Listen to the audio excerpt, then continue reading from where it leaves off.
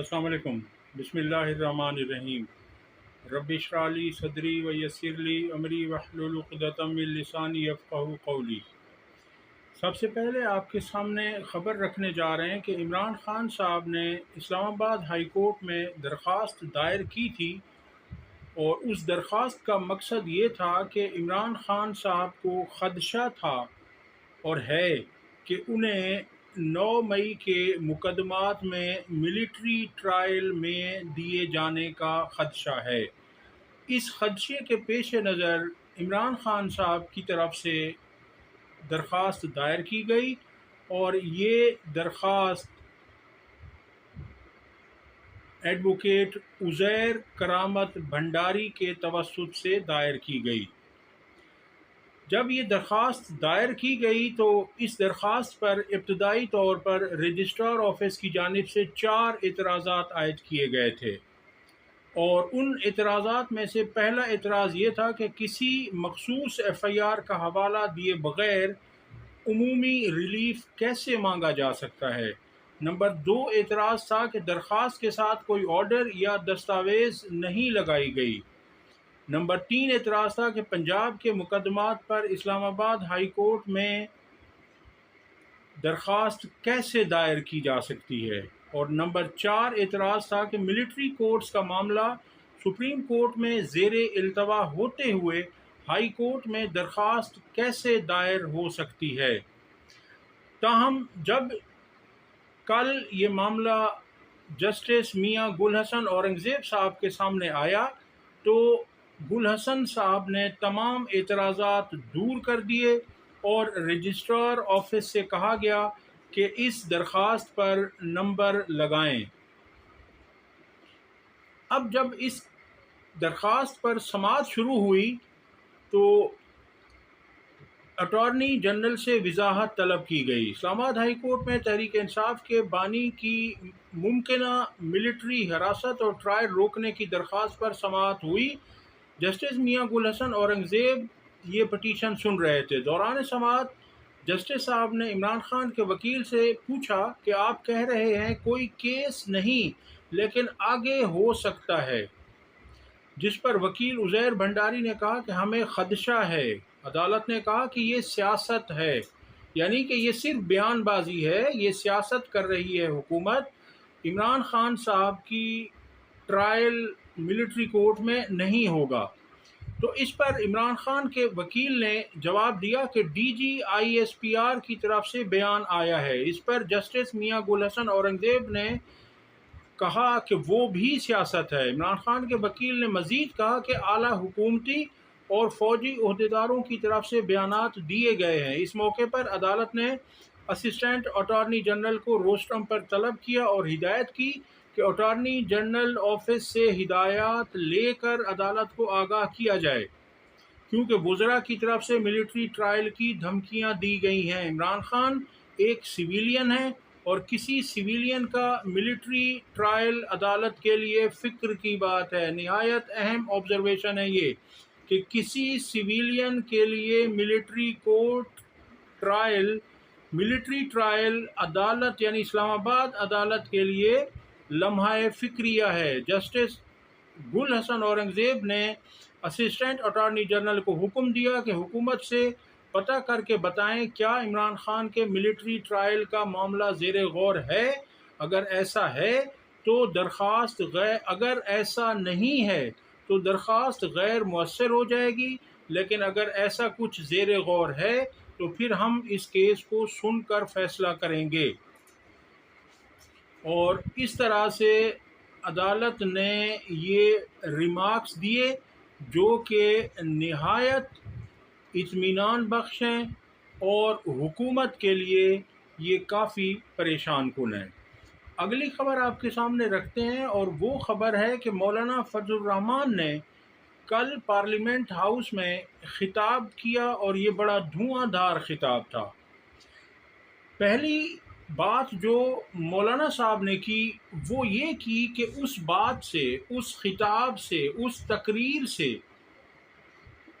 قاضی صاحب کی ایکسٹینشن بڑھ گئی، اور حکومت نے جو سوچ رکھا تھا کہ ہم آئینی ترمیم کرنے جا رہے ہیں ان سب پر مولانا صاحب نے پانی پھیر دیا۔ حکومت کو، جس میں پیپلز پارٹی بھی شامل ہے اور نون لیگ بھی شامل ہے، آپ کو یاد ہوگا کہ زرداری صاحب نے مولانا صاحب سے ملاقات کی تھی، جہاں انہوں نے انہیں تحفے تحائف بھی دیے اور ان کی کوشش تھی کہ مولانا صاحب کو ساتھ ملایا جائے۔ مولانا صاحب کو کچھ آفرز بھی کی گئیں، مگر مولانا نے سب چیزوں کو ٹھکراتے ہوئے کل انہوں نے پارلیمنٹ ہاؤس میں جو خطاب کیا، اس سے حکومت کی کانپیں ٹانگ گئی ہیں۔ مولانا نے دوران خطاب کہا کہ ادارے اپنے لوگوں کی تصحیح نہیں کرتے، اصلاح نہیں کرتے، اپنے اداروں کو ٹھیک نہیں کرتے، بلکہ اداروں کے سربراہان مدت ملازمت میں توسیع کے خواہاں ہوتے ہیں۔ ان کا کہنا تھا کہ توسیع چاہے آرمی چیف کی ہو، چیف جسٹس کی ہو، یا کسی سول بیوروکریسی میں کسی کی ہو، یہ بالکل نہیں ہونی چاہیے۔ انہوں نے کہا کہ توسیع کسی صورت جائز نہیں ہے، اور کسی بھی ادارے کے سربراہ کو توسیع دینے سے میرٹ کا قتل ہوتا ہے۔ جو قابل لوگ اس کے بعد ہوتے ہیں ان کی حق تلفی ہوتی ہے۔ ان کا مزید کہنا تھا کہ اگر ایسا ہوا تو پھر کل کو پارلیمنٹ بھی کہے گی کہ ہمیں بھی 5 سال پورے کرنے کے بعد ہمیں بھی مزید 5 سال کی توسیع دی جائے، تو پھر آپ کیا کریں گے؟ اس کے بعد انہوں نے کہا کہ ایسی چیزیں نہ کریں کہ جس سے ملک کا نقصان ہو۔ انہوں نے کہا کہ جنرل مشرف کے دور میں جب متحدہ مجلس عمل نے انہیں 65 سال کی عمر تک ججز کو توسیع دینا قبول کی تو پیپلز پارٹی نے ہم پر تنقید کی تھی، اور آج آپ حکومتی بینچوں پر بیٹھ کر توسیع کی بات کر رہے ہیں۔ ان کا کہنا ہے کہ توسیع کسی کی نہیں ہوگی، اور انہوں نے کہا کہ اپوزیشن میں بیٹھے ہیں اور ہم اپوزیشن میں ہی رہیں گے، یعنی انہوں نے اس بات کی بالکل نفی کر دی ہے کہ ہم کسی ڈیل کے تحت یا کسی عہدے کے لینے کے بعد ہم حکومت کا ساتھ دیں گے۔ اب اگر مولانا صاحب حکومت کا ساتھ نہیں دیتے تو حکومت کے پاس 2/3 اکثریت نہیں بنتی۔ یہ الگ بات کہ اگر وہ کرنے جا رہے تھے پورا، تو وہ کس طرح سے پوری کرنے جا رہے تھے کہ لوگوں کے اوپر ظلم کر کے، اغوا کر کے، جبر کر کے، زبردستی دھونس دھاندلی سے ہروا کر وہ ایسا کرنے جا رہے تھے۔ مولانا نے کہا کہ جن کے علاقوں میں امن ہے وہ اس بات کا ادراک نہیں کر پا رہے کہ خیبر پختونخوا اور بلوچستان میں کیا صورتحال ہے۔ ان کا مزید کہنا تھا کہ خیبر پختونخوا میں سورج غروب ہونے کے بعد پولیس تھانوں تک محدود ہو جاتی ہے۔ وہاں کئی قصبے دیہات، وہاں کی بیٹھکیں اور مساجد مسلح گروہوں کے قبضے میں ہیں۔ ان کا کہنا تھا کہ ان حالات میں فوج کہاں ہے، ریاست کہاں ہے؟ کیا اس کی ذمہ داری صرف اسلام آباد تک محدود ہے کہ وہ اپنے مخالفین پر دھاوا بول دیں اور اسے ریاست کا تحفظ کا نام دیں؟ انہوں نے کہا کہ لکی مروت میں پولیس کا دھرنا اب ڈیرہ اسماعیل خان، بنوں اور باجوڑ تک پہنچ گیا ہے اور پورے صوبے میں پھیل رہا ہے۔ ہماری نہ سنیں، ریاستی ادارے پولیس کی تو سنیں۔ مولانا فضل الرحمان نے دوران تقریر جو پارلیمنٹ کو بے توقیر کیا گیا، پارلیمنٹیرین کی گرفتاری پارلیمنٹ کے اندر سے ہوئی، اس پر بھی انہوں نے سخت تنقید کی۔ اگلی خبر آپ کے سامنے رکھتے ہیں کہ عمران خان صاحب نے اپنے کیس کے دوران میڈیا سے گفتگو کرتے ہوئے کہا کہ سپریم کورٹ کے علاوہ تمام ادارے تباہ ہو چکے ہیں، اب اس ادارے پر بھی حملہ آور ہو رہے ہیں۔ چیف جسٹس قاضی فائز عیسیٰ کو انعام کے طور پر پھر سے مسلط کیا جائے گا۔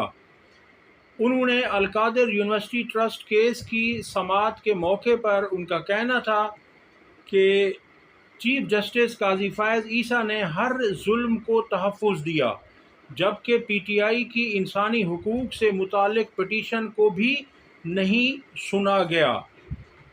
انہوں نے الیکشن سے قبل تحریک انصاف کا انتخابی نشان تک لے لیا۔ عمران خان نے کہا کہ چیف جسٹس قاضی فائز عیسیٰ کو انعام کے طور پر پھر سے مسلط کیا جا رہا ہے، سب اپنی پاور کے لیے کیا جا رہا ہے۔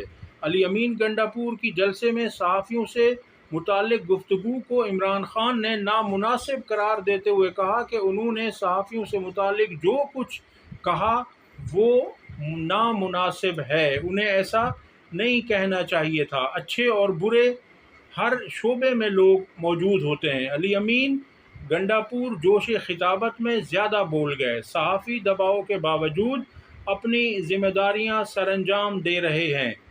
دوسری جانب اڈیالہ جیل میں 190 ملین پاؤنڈ ریفرنس کی سماعت ہوئی۔ احتساب عدالت کے جج ناصر جاوید رانا نے سماعت کی اور جج نے عمران خان کی بریت کی درخواست کو مسترد کر دیا۔ اگلی خبر آپ کے سامنے رکھتے ہیں جو کہ پنجاب سے ہے، جہاں کل NA 171 رحیم یار خان پر ضمنی الیکشن ہوا۔ یہاں کی سیٹ تحریک انصاف نے جیتی ہوئی تھی اور تقریباً 1,35,000 سے زائد ووٹوں سے یہ جیتی تھی، اور اب حکومت نے ایسا کیا کر دیا ہے، کیا پنجاب میں اور پورے ملک میں دودھ اور شہد کی نہریں کھود دی ہیں اور ان سے دودھ اور شہد بہنا شروع ہو گیا ہے کہ عوام ان سے اتنی مطمئن ہو گئی ہے کہ عوام نے انہیں جتوا دیا۔ اب آپ دیکھ لیجئے کہ یہاں پر الیکشن کمیشن کا جو کردار ہے وہ 8 فروری سے لے کر اب تک وہی ہے، اور مبینہ طور پر جو رپورٹس آ رہی ہیں اس کے متعلق یہ ہے کہ الیکشن کمیشن نے اسی طرح کا شفاف انتخاب کروایا ہے جس طرح سے اس نے 8 فروری کو ملک بھر میں کروایا تھا، اور اب یہ سیٹ تحریک انصاف سے چھین کر پیپلز پارٹی کے حوالے کر دی گئی ہے۔ اور آپ کو پتہ ہے کہ پیپلز پارٹی اور نون لیگ اس وقت ایک ہیں، اور وہ ایک سیٹ کے لیے تگ و دو کر رہے ہیں۔ حکومت ایک سیٹ کے لیے محنتیں کر رہی ہے، ایک سیٹ کے لیے خاک چھانی جا رہی ہے، ایک سیٹ کے لیے بد دعائیں لی جا رہی ہیں، ایک سیٹ کے لیے MNAs کو اغوا کیا جا رہا ہے، ان کی فیملیز کو اغوا کیا جا رہا ہے، ان کے اوپر دباؤ ڈالا جا رہا ہے تاکہ وہ انہیں ایک سیٹ دے دیں، یا وہ بک جائیں یا وہ ڈر جائیں۔ اس کے لیے انہوں نے یہ سارا بازار گرم کر رکھا ہے ظلم اور جبر کا۔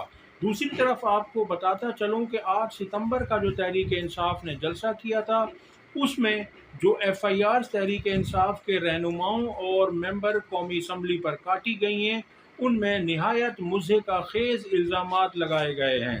حماد اظہر اور احمد چٹھا پر الزام ہے کہ انہوں نے گاڑی دوڑا کر آگے جب ناکے پر انہیں روکا گیا تو حماد اظہر نے پسٹل نکالتے ہوئے پولیس کو للکارا اور کہا کہ تمہاری ہمت کیسے ہوئی مجھے روکنے کی، اور اس کے بعد وہ وہاں سے چلے گئے، یعنی یہ FIR کا متن ہے۔ اسی طرح سے زین قریشی پر الزام لگایا گیا ہے کہ زین قریشی نے اسٹیج سے اتر کر پولیس والے پر تشدد کیا، اسے خوب زد و کوب کیا، اور اس کے بعد اس کو حبس بیجا میں بھی رکھا گیا۔ اسی طرح سے شیر افضل مروت، عمر ایوب اور خالد خورشید پر الزام ہے کہ انہوں نے بھی پولیس والوں کو تشدد کیا، انہیں تھپڑ اور مکے مارے اور انہیں حبس بیجا میں رکھا۔ اب یہ اس طرح کے لغو الزامات ہیں کہ جنہیں سن کر ہنسی آ جاتی ہے، اور ان الزامات کے بدلے میں انہیں دہشت گردی کی عدالتوں میں پیش کیا گیا، اور عدالت نے بھی ابو الحسنات صاحب کی عدالت تھی جس نے 8 روزہ جسمانی ریمانڈ دیا، اور اس ریمانڈ کو چیف جسٹس اسلام آباد عامر فاروق صاحب نے معطل کر دیا۔ یہ بھی ایک بڑی انہونی ہوئی ہے تحریک انصاف کے حق میں۔